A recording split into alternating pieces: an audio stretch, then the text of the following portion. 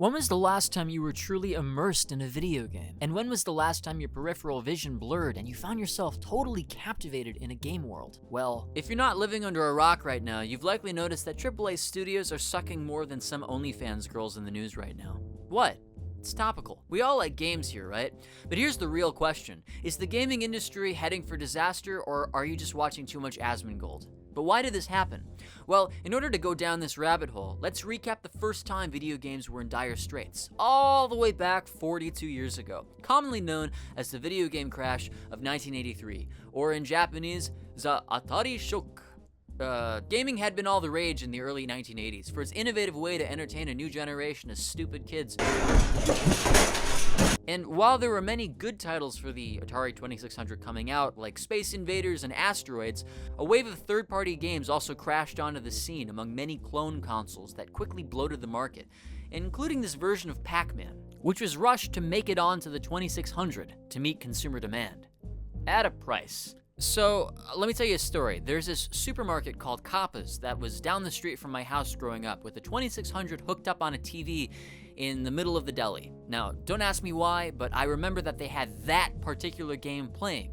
Now, I had already played Pac-Man a zillion times on my dad's PS2 because he had the arcade collection for it. Take a look at the arcade version. Okay, got it? Now take a look at this. So you gotta imagine what it was like for people who didn't even have a dad with a giant game collection back in 1982, or people who just didn't have a dad. That year, the gaming library doubled because of the game fever, and by the same time in 1983, it had doubled again. And with so many games to choose on top of a lack of quality, revenue raced to the bottom. Games were filling up in clearance baskets at stores in favor of more popular trends among those young kids, things that existed prior to the video game entertainment industry. You know, toys. And considering the current state of AAA gaming, instead of reverting back to toys, many people now are reverting back to older games. Hey, you can't just use the word older games and expect people to understand you. What do you even mean by that? Your mom. Oh! Bro, that joke is getting so old, just like your mom. Oh! I'll get more into detail later on, but for me, games started to feel different somewhere around 2010, give or take. And that had to do with the internet changing the face of how we played. I acknowledge nostalgia does play a lot into this, and I'm also a very big Zelda fan. But the thing that never appealed to me about many modern games is that they became multiplayer, online multiplayer, non-linear, flooded with open worlds and, you know, just that comfortable feeling of coming home after school playing some Super Mario 64. It just disappeared into thin air, and all of a sudden everyone was into online multiplayer on their Xbox 360s while I was over there playing my GameCube. Hey everybody, you want to play some Super Mario Sunshine?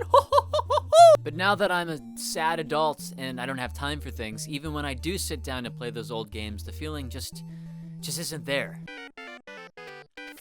I mean, if you look at something such as Concord or Dustborn, which try so hard to be edgy and with the times, you realize they all forget to be one very important thing. Artsy, providing escapism, and being fun, the reason we play games.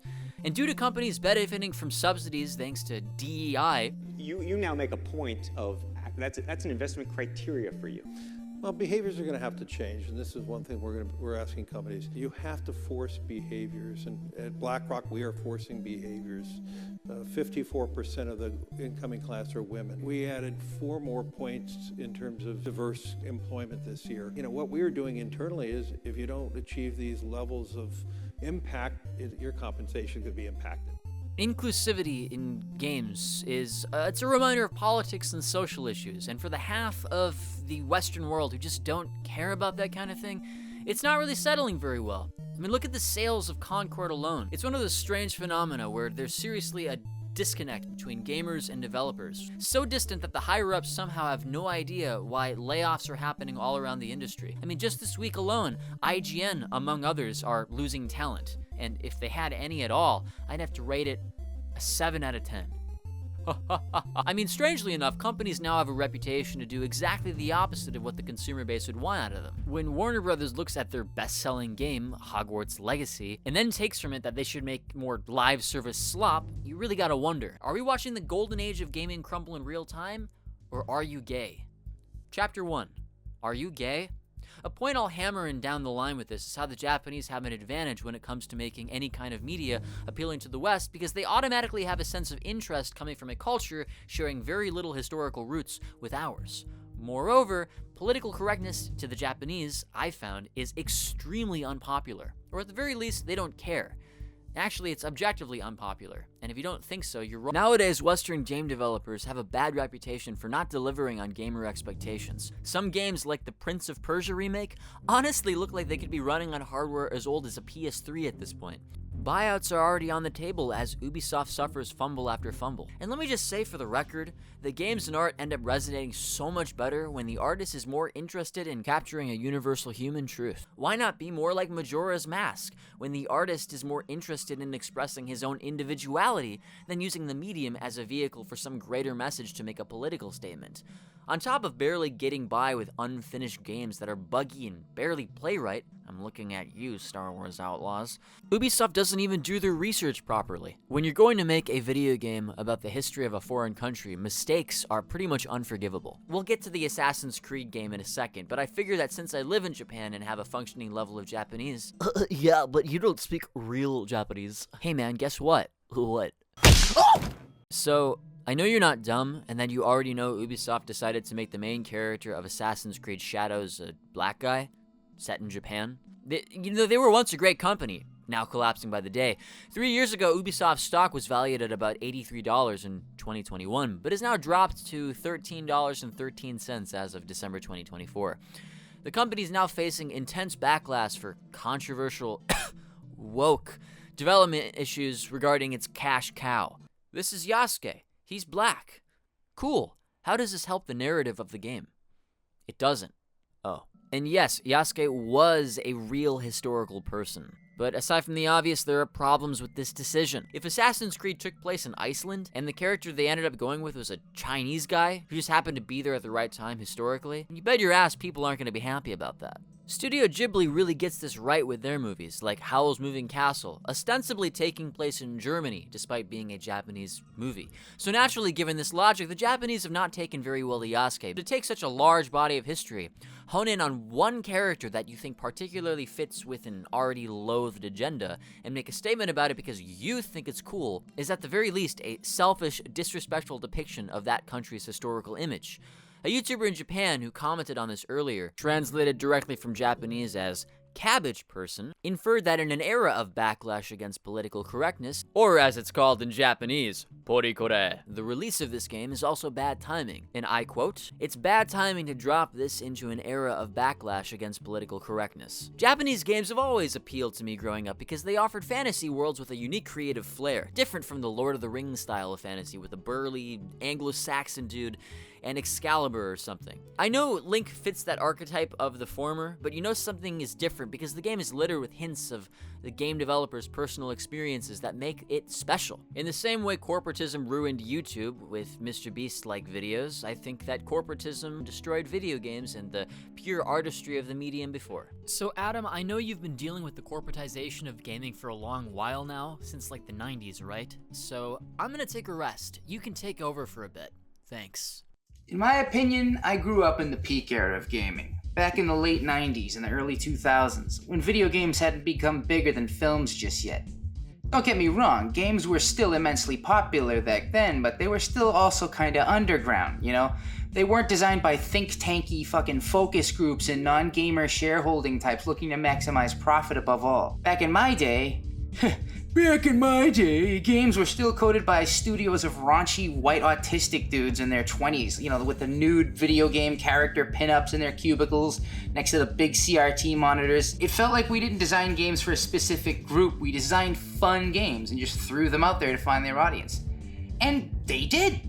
We could talk about all the woes to befall modern gaming, but the issue that stands head and shoulders in front of the pack for me anyway, is that you don't even own your games. Sadly, with the game sizes having outgrown physical media, game distribution has become almost entirely digital, and true proper ownership is largely a thing of the past.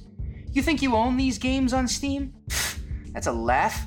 You're renting them, at best. I mean, it's right of the Steam EULA and always has been. If it requires the internet, just to function. You don't really own it. If it can be removed from your library by developers because of some music licensing agreements and the soundtrack expired, or there's some sort of a copyright issue, or they made a new version of the game, so now they want to remove the old version to force you to buy the new version. I mean, and I don't even like the idea that you can boot the game up one day and find it totally different from a few days ago, with different skins and balancing, and like there's new glitches and mods you had don't work anymore. And some people don't care, and they're like, well, it's just a sign of the times, bro. Some of these ignorant product sponges who just have to be first in line to get the latest slop of duty or slop cry or fucking assassin slop, and they accept it. How else would they call themselves gamers if they didn't pre-order some digital diarrhea with all the DLCs and day one exclusives? These people are why games are becoming the tired-ass banal experiences to begin with. So yeah, you don't own the games you buy. You purchase a digital key that unlocks a chunk of data that you download to your computer and then have to run from within Steam or whatever DRM-ridden extra launcher heaven piece of bloatware you bought it from.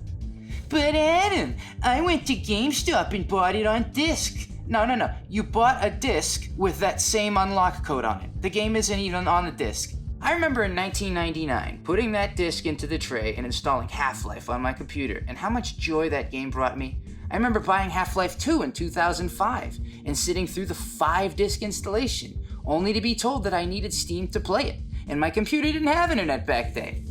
So I'm sitting there like looking at the fucking Gordon Freeman on the cover of the game. I got the art book in one hand, and it's like, you can't play the game. Sorry, what? I bought the game. I went to the mall, brought it home, installed it, a single-player game, mind you, but I can't start the fucking thing unless I have Steam connected to the internet? Why? For updates. Fuck you, updates. I can do that shit myself. Been doing it for years. It's not been a problem. So why? Because you want to be able to verify that I'm playing a legal copy of the game?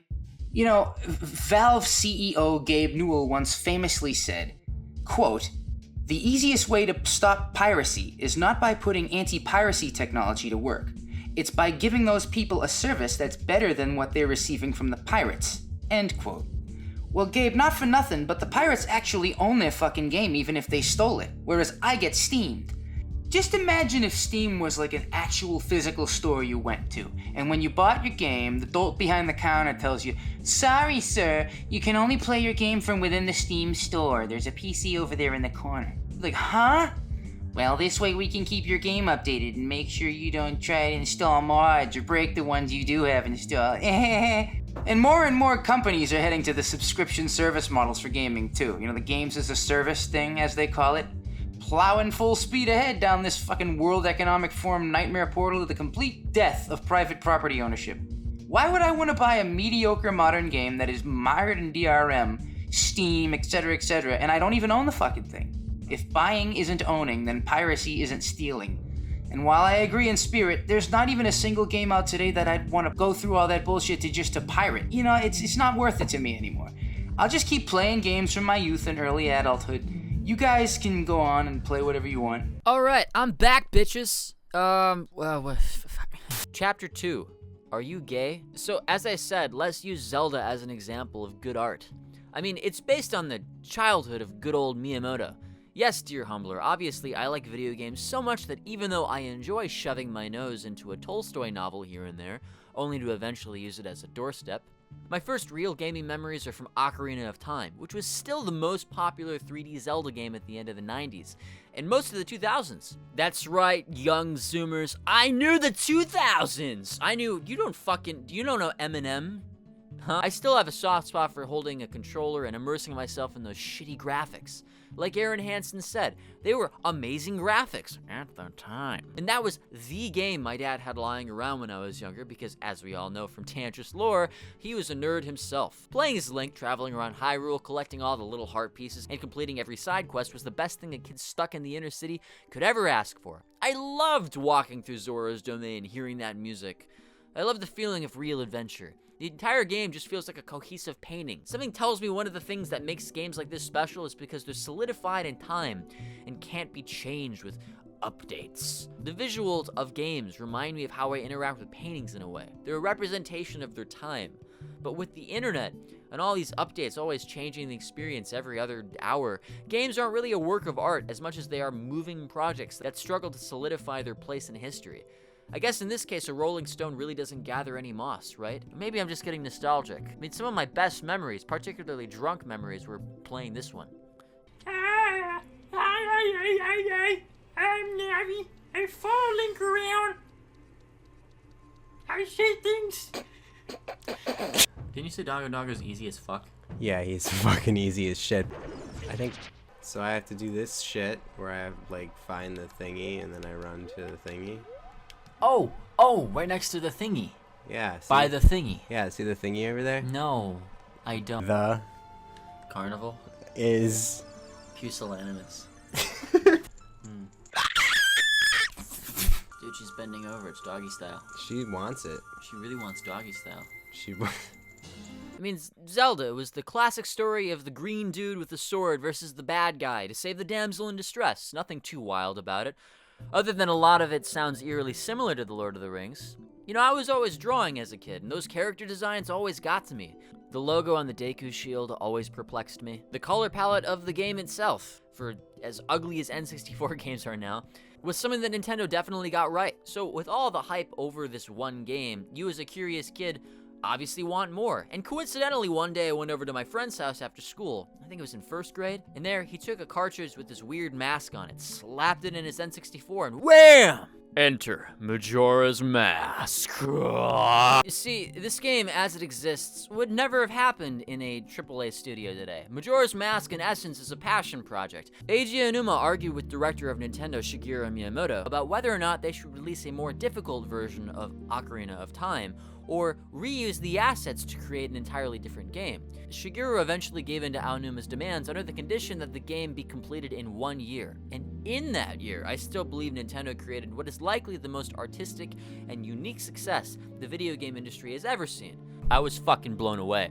So, just by taking a look at all the visuals and the concept art and the little background music and an unconventional story that revolves around masks, well, you realize it's not just some linear story progression, but rather one that takes you on a strange story around the world of Termina.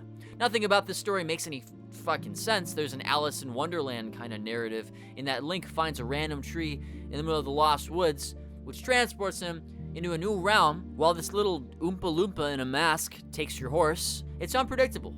It stands on its own. And not to mention, Majora's Mask is the perfect mix of East and West. As the game sets you in Clocktown, the architecture looks Western, but the music and character design is Eastern. And as you're there, you realize that the moon will fall in 3 days, obliterating everything in its path. And you're like, fuck, please, why can't you just come faster? The player's responsibility is to stop it before disaster strikes and completely wipes out all life from the land. Like, what? Am I high? It's not just generic bad guy takes over the world and good guy saves him, but rather the whole damn moon is falling because a mask controls it for some reason? Honestly, I don't know what they were smoking when they made this game, but that thing looks angrier than people who respond to video titles without watching. Why did the 2020 suck? The reason they suck is Just watch the fucking video! Fucking idiot! You shouldn't even be on YouTube. While the players fear the coming fall of the moon, the developers feared the coming release of the game. Two very different impacts, but one shared feeling: lack of time. And back then, developers didn't even have the luxury of post-launch updates or patches. Whatever shipped was final and forever, a limitation which pushed creativity to its peak. And Majora's Mask is a testament to how ingenuity thrives under pressure. Released at a fascinating moment in history, at the dawn of the digital age, when media was becoming more malleable, but still carried the raw, unpolished spirit of its creators in a way that still reflected the limitation of analog art forms. Oh, and by the way, we have a new guest speaker today. Hey man, we're gonna do that video now. And honestly, I'm so happy you agreed to complain about DEI with me, because I was just so fucking tired of these game companies putting in characters to fill diversity quotas. Well, at least I can benefit from those DEI checks now. Games these days aren't like how they used to be. They're not as fun anymore. I only play old games. I can't even remember the last time I've been excited for a new game. This sentiment seems understandable to me on the surface. I mean, clearly a lot of the frustrations people have with newer games are relatively recent and are a direct result of more modern tendencies, like always online and games as a service. But this sentiment's always really bothered me. Maybe it's survivorship bias. I personally tend to only ever play things I'll know I like, but from my perspective, modern gaming's been pretty good. My favorite years in all of gaming have been fairly recent. 2017 and 2021 specifically I remember super fondly because it felt like there was something cool happening every other month, and there have been some recent game announcements that I'm genuinely looking forward to. I also tend to pre-order games semi-often, and I'm usually quite satisfied with what I buy. Len, if you're in NEET, where do you get all the money to buy your games from? But also I realize that everyone has different experiences when it comes to video games as a medium, some of which are totally alien to me. Personally, I got super into Japanese role-playing games when I was younger, but I've met people whose childhoods were spent entirely on Western first-person shooters and sports games, which sounds totally alien to me. From my perspective, as a fan of Japanese games, the fall of gaming and a lot of people's gripes with modern games seem to be specific to the Western games industry, or at the very least, games that are intended to appeal to that audience. Japanese games seem to be doing fine for the most part, minus specific personal gripes I have with specific games. Recent releases from Japan like Metaphor ReFantasio, Final Fantasy XVI, and Elden Ring, despite taking a more Western fantasy approach to their world stories, characters, and gameplay that I'm personally not a huge fan of. They seem to be generally well received regardless, and they lack a lot of the trappings that people seem to complain about with most modern games, like cancer monetary practices and blunt political messaging.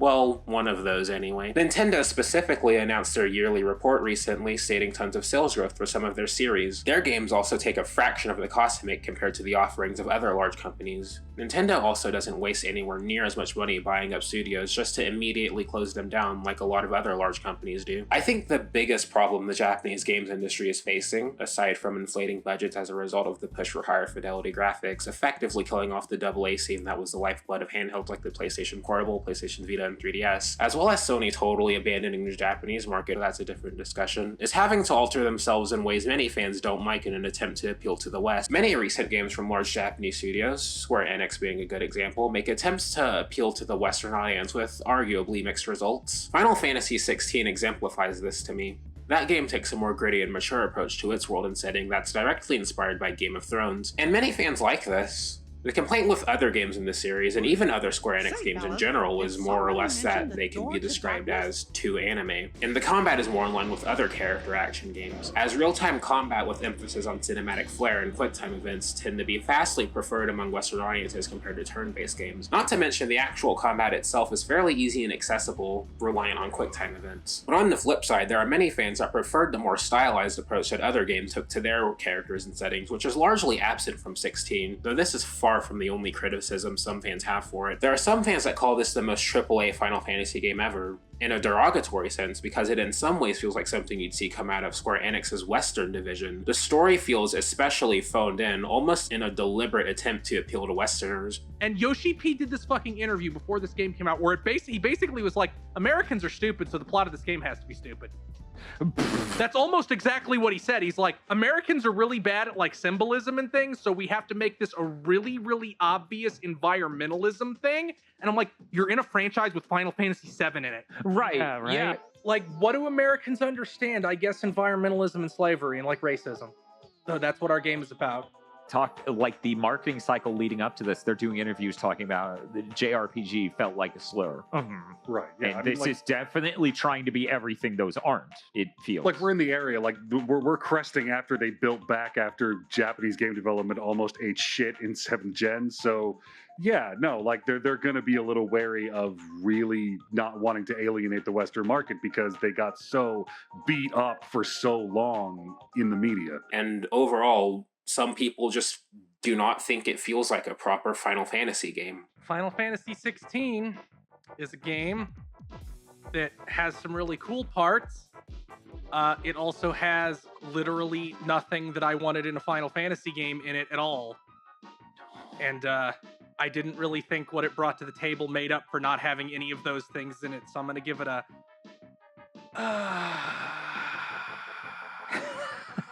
Other games which I really adore have to censor themselves as a result of pressure from Western influence. The incessant debate about female characters in video games has always really bothered me, as Japan has had an entire game subgenre dedicated to primarily female casts called Bishoujo games, and it's been around for decades now. People see female characters from Japanese games that are like cute and funny and attractive and likable, but somehow react as though they've just witnessed someone touching a child. A topical example of this would be the recent Dragon Quest remakes, where in an interview, the series creator laments about having to change certain aspects of the remakes due to overseas regulations. ありましたよね、また。まあね、いろいろ規制もあってね、露出してきちゃいけないとかね。そこ、ちょっとあんまり深掘りする気はないんですけど、いいのにだってフィクションだけどその中に主人公というあなたが入って冒険するっていうことでいいじゃないと思うんですけど、違うんですかね。なんですかね。よくわかんないですけどね、これについてはね。ゲームだし、フィクションという自分の中のバーチャル体験でのノンフィクションだから楽しくければいいのにっていうふうに思っちゃいますけどね。あんまり露出するとね、年齢が上がっちゃうっていうね。全年齢じゃなくなってしまうっていうのがあったりとか。ルールがやっぱなんか各国違ったりするんでね、広く売ろうと思うと一番厳しいところに合わせざるを得ないとか。でも当時そんなこと思わなかったですけどね。欧米の方から来てるその宗教的な概念から来るその正教徒の考え方ってアメリカにあるじゃない。彼らのコンプラの考え方って本当ね狭い。ね、バカな国とねやるの本当めんどくさい。でそっから日本も悪影響を受けてやってるから、主人公もね男女選べるんだけど、男女選ぶって書いていけないのね、タイプ1タイプ2なのね。ねえ。これ男女って誰が一体文句言うんだろうと思うんだよ。そうね。Part 3. Are you gay? Experimentation. There's a paradox that comes with the modern era of games and endless possibilities. On one hand, modern AAA studios could use a bit more risk-taking, to put it mildly. But on the other, is it just that there's little for new games to really do in the first place? So as a Zelda fanatic, admittedly we're rather spoiled as fans, since the vast majority of entries have been well received and are still beloved by those who've played them all, thanks to their unique depth and individuality, as I mentioned before with Majora's Mask. But moreover, Breath of the Wild has been around long enough for me to have trouble actually remembering what Zelda felt like before the days of the open world. But even so, it works both ways, because the series, when taking risks, implements them in a way that the player won't notice thanks to the immersion it provides. When Breath of the Wild took a step in the right direction to make Zelda more open world while maintaining mechanics that still made it feel like Zelda, Wind Waker marked the first true major stylistic departure in the entire series. And thanks to that risk, remains among my favorite games of all time for the escapism it provides. As we saw on the skit before, I've remarked that it's contentious to even say the term old games, as it receives a bit of criticism since the term could refer to systems as recent as the PlayStation 4 to as old as the SNES. For those of you unaware, that's anywhere in the 21-year gap between 2012 to 1991. So for the sake of argument, games went through a metamorphosis around the mid-2000s. Right around the time the 7th generation came out, the graphics processing unit in the PlayStation 3 supported high-definition graphics up to 1080p and advanced graphical techniques like real-time lighting, shadows, and shaders that the PS2 simply couldn't handle, which meant that post-2006, games started to take on the modern look that developed into what we take for granted today. Ironically for me, games became less of an enjoyable escape the closer to reality they came. Therefore, I believe that part of the appeal to games prior to 2006, graphically speaking, is attributed to a combination of hardware limitations and emphasis on artistic style. Referring back to The Legend of Zelda: The Wind Waker, look at those cat eyes, his green tunic, taking the ambiance of Outset Island for a second. The thick brushstrokes surrounding the character designs are reminiscent of Japanese calligraphy, while those ecstatic colors would make Van Gogh tear up. Moreover, its score is a pure masterpiece. Without that level of experimentation from the Wind Waker, what would Zelda have become? Many of the older fans in the community may even remember the original backlash after the hype of the honorary sequel to Ocarina of Time, i.e., The Wind Waker. Zelda was always known to be slightly more realistic, though not too real, and if you're used to Link looking like a Lord of the Rings character, only to turn into a cartoon overnight, it's easy to understand the original backlash this game received when first announced. We all know the Space World 2000 tech demo, where Link battled Ganon in a style similar to Ocarina of Time, only for Wind Waker to shock us a year later. Imagine if a new Mario game were teased with a Super Mario Odyssey demo. But then we got Super Mario Creed with a hyper-realistic Mario still jumping on Goombas a year later. That's how Wind Waker felt. The cel-shaded Link we love today came from Yoshiki Haruhana's sketch, and without it, we might have gotten something closer to the darker Twilight Princess we once expected. Luckily, Nintendo has made few missteps, but as a Zelda fan, it's hard to ignore how Tears of the Kingdom felt more like DLC than a full game after 6 years of waiting. Ironically, when they did give fans what they wanted with Twilight Princess, for example, it felt lacking in originality compared to games like Wind Waker and Majora's Mask. And speaking of originality, Night in the Woods stands out as one of the rare games from the past decade that truly resonates with the kind of experience I seek when diving into a video game. I don't want to go on too much of a tangent here, but as an idealist who would gladly live inside a Van Gogh painting if I could, I imagine many of you watching this channel share that yearning for something artistically deeper. When I first encountered the game, it completely captivated me. The story of a college dropout returning to her hometown after years away struck a chord. Everything appears unchanged on the surface, but there's a profound spiritual shift, a feeling of loss, a fading of the childhood wonder we often long for. That sense of nostalgia, the essence of something lost, is palpable. It's both salient to what we're discussing today, but also the fact that this game does not try to be realistic at all. It's a playable cartoon with a dreamy color palette, something that doesn't resemble the outside, but does simultaneously. And as a believer that art is a means of nurturing the soul, I hope that game developers in the future use the uniqueness of a 2D medium to create a world that takes us away from the plasticky, dead-looking modernity of the early 21st century. If the spirit of 90s gaming still guided developers today, if there was a focus on crafting immersive fantasy worlds where art direction took precedence over all else, more games might stand out as truly original rather than following the same formulaic patterns like Concord, just for example. My YouTube partner Lane mentioned an absolutely brilliant idea to me the other day. Modernity suffers from the death of ritual, and not just religious ritual. Think of how we buy games today. You can simply download them directly onto your screen or computer at a moment's notice. If you got a credit card lying around, in seconds you can go from not having a game to having a game. And the experience, the memories created around it, aren't present anymore. Even as recently as 2010, to buy a game was to ask your parents for some money, walk out to GameStop, buy the thing, go home and find some time to sit down with your console by hooking it up and actually mentally prepare yourself for the experience. Nearly everything we do now suffers from instant gratification, and the disappearance of the ritual, the events leading up to the main course, has contributed to games, or even media in general, to feel less unique than they used to. The intrinsic motivation one has to buy a game, and the extrinsic reward of sitting down to actually enjoy it after the process is finished, has been completely ripped away from the experience, which is another reason that video games feel less fun, and the nostalgia associated with times past, when things like this were self-evident, leave people playing games before the late 2010s era a lot more. And as always, Scrutly Mutley. Come and get me now, yeah, take your swing. I know you